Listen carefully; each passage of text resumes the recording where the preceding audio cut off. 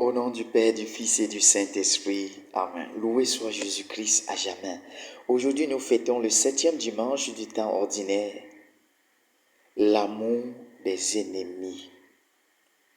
Dans la première lecture, tirée du premier livre de Samuel, chapitre 26, c'est la concrétisation de l'amour, un exemple concret de comment nous devons aimer nos ennemis, ceux-là qui nous veulent du mal, ceux-là qui ne veulent pas notre avancement, ceux-là qui nous mettent les bâtons dans les roues. Alors comment nous devons les aimer, nos ennemis?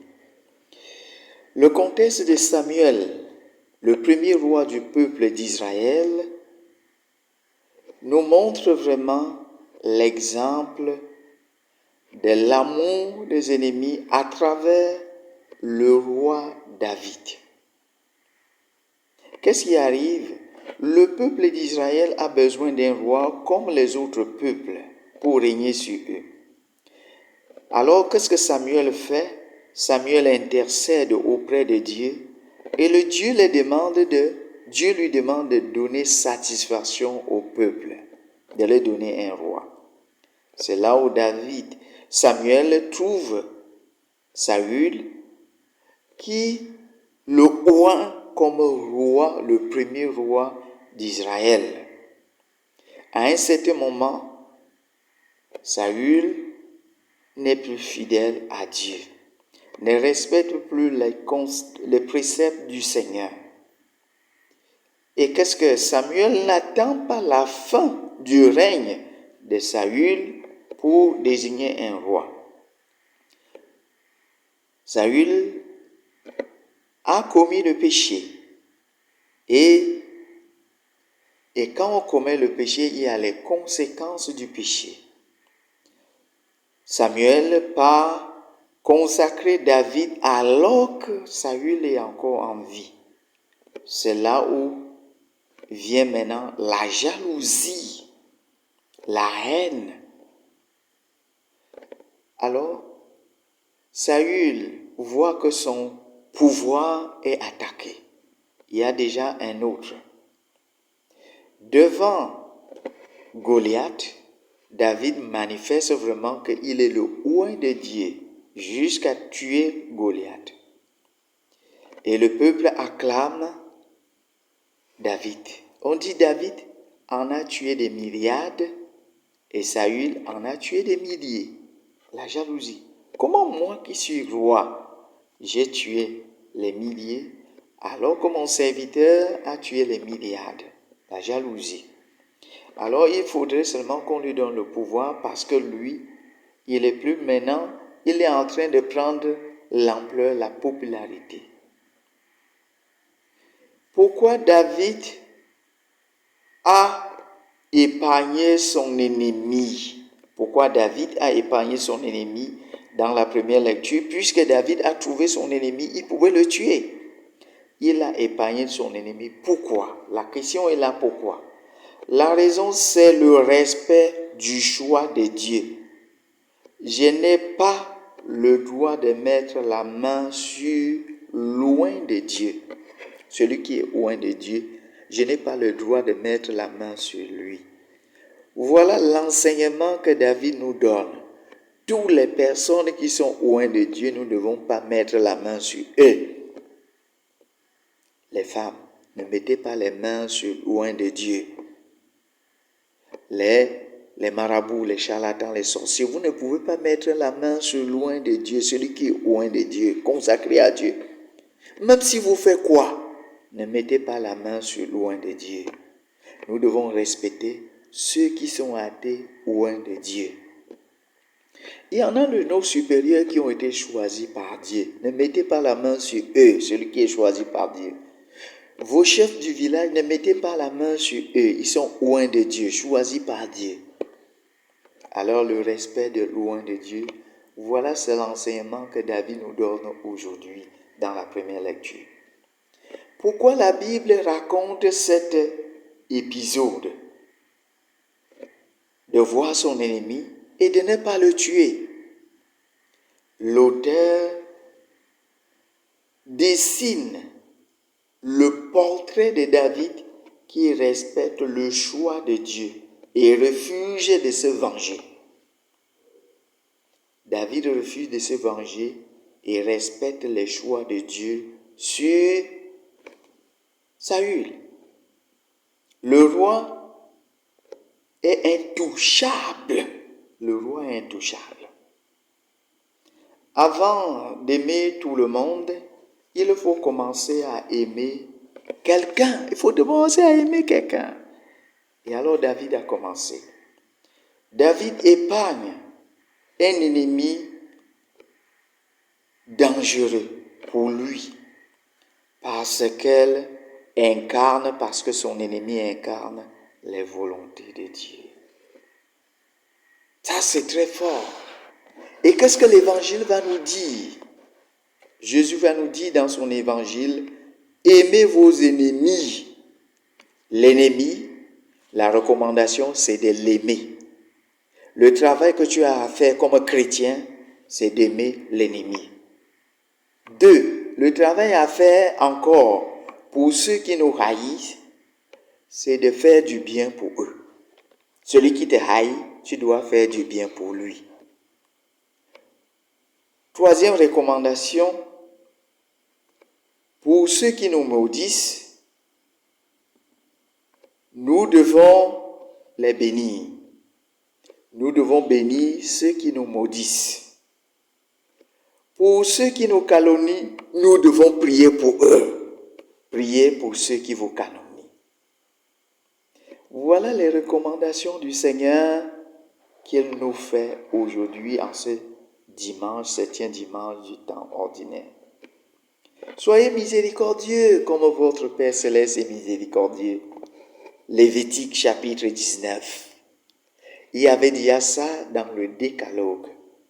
Mais nous voyons que la première lecture, les premières alliances, l'Ancien Testament cache le Nouveau Testament. Et le Nouveau Testament nous révèle l'Ancien. Jésus nous dit, je ne suis pas venu abolir, mais accomplir. Accomplir. Regardez ce que David a vécu. Quelqu'un que tu fais tout pour lui, tu l'aimes, mais il continue à te poursuivre, à te vouloir du mal. Mais Dieu te livre à un certain moment entre ses mains pour que tu puisses faire ce que tu veux. Tu dis non, je ne peux pas mettre la main sur celui qui est créé à l'image et à la ressemblance de Dieu. Je ne peux pas tuer l'image de Dieu. Alors mes frères et sœurs, il y a la personne qui fait mal et le mal que la personne fait. Et là, il y a l'éthique humaine, l'éthique religieuse et l'éthique chrétienne. L'éthique humaine, l'autre est créé à l'image de Dieu, l'autre est notre humain, un être humain comme moi. Je ne dois pas le vouloir du mal, je ne dois pas le faire du mal. En tant que fraternité humaine, ça c'est l'éthique humaine. En tant qu'être humain, est-ce que tu peux vouloir du mal de l'autre? Tu vois l'autre souffrir, l'autre pleurer. Non, l'éthique humaine nous demande de ne pas vouloir du mal à l'autre en tant qu'être humain. L'éthique religieuse, l'autre croit à la foi comme moi, celui qu'on partage même foi. Il croit en Dieu comme moi. L'éthique de foi, religion. De la religion, nous avons la même religion. Nous devons l'aimer. Tu dois aimer ton frère, mon frère. Et la même foi comme toi. Même religion. Même culture que toi. Tu dois l'aimer. Et maintenant, l'éthique chrétienne, c'est là où Jésus va au-delà dans l'éthique chrétienne. Nous devons aimer. Aimer nos ennemis. Pourquoi? Parce qu'il y a une garantie. Dans l'éthique chrétienne, il y a ce qu'on appelle ces garanties. Si tu aimes et que tu continues à aimer, qu'est-ce que le texte nous dit? Aimez vos ennemis, faites du bien, prêtez sans rien espérer de retour. Alors votre récompense sera grande dans les cieux. Et là, vous serez des fils du Très-Haut. Hey! Récompense à la fin. Voilà l'éthique chrétienne. Il y a cette récompense à la fin. Être les fils de Dieu. Alors cela veut dire qu'il faut aimer à la manière de Jésus. Et voir en l'autre l'éthique chrétienne, voir en l'autre Jésus. C'est pour cela que Jésus va dire à Paul, pourquoi me persécutes-tu? Celui qui donne un verre d'eau à l'un de ces petits de mes frères, c'est à moi qui le fais. Quand tu fais du mal à un chrétien, à ton frère, à ton soeur, c'est au Christ que tu fais. Il va te répondre comme il a répondu à Paul. Pourquoi me persécutes-tu? Soyons ceux-là. Celui qui est devant moi, c'est un autre Christ. Celui qui est devant moi malade, c'est un Christ dans la passion. Le Christ est dans la passion. Celui qui gise dans le sang, c'est un Christ qui est bafoué. Oh mon frère, ma sœur, faisons très attention à nos relations avec nos frères et sœurs. Aimez vos ennemis, souhaitez-leur du bien.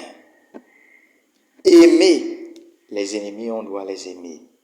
Faites du bien à celui qui me haït, je dois faire du bien à lui, à celui-là qui me haït.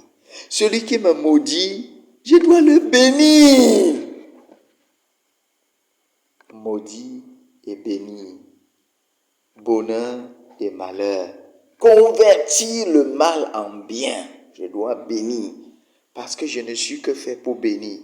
Ma vie est bénédiction. Ma vie est bénédiction. Je n'ai pas le droit de maudire l'autre. Je ne peux que bénir. Celui qui me maudit, je le bénis. Voilà la récompense que je vais recevoir. Celui qui me calomnie, je dois prier pour lui. Priez pour ceux qui vous calomnient. Voilà ce que le Seigneur nous enseigne aujourd'hui. Que le Seigneur nous donne vraiment la grâce d'être de ceux-là qui respectent ce que le Seigneur nous donne de vivre aujourd'hui. Aimer la personne et haïr son péché. Aimer la personne et haïr son mauvais comportement. Et rejeter son mauvais comportement. Aimer la personne. Parce que ce que Dieu a créé en l'autre est bien. Il faut seulement, l'être humain est bon, mais son comportement est mauvais. Ce sont les accidents. L'homme est bon, créé par Dieu parce qu'il est bon. Et Dieu, en créant l'homme, que cela était très bon. Et lors du baptême, celui-ci est mon fils bien-aimé en qui j'ai mis tout mon amour. Comment celui à qui Dieu a mis tout son amour, je dois le rejeter, je dois le maudire, je dois le haïr, je dois le calomnier. Que le Seigneur nous donne aujourd'hui la grâce d'être des fervents chrétiens qui aiment Jésus et qui aiment aussi les frères et sœurs de Jésus. Loué soit Jésus-Christ à jamais. Bon dimanche à tous et à chacun.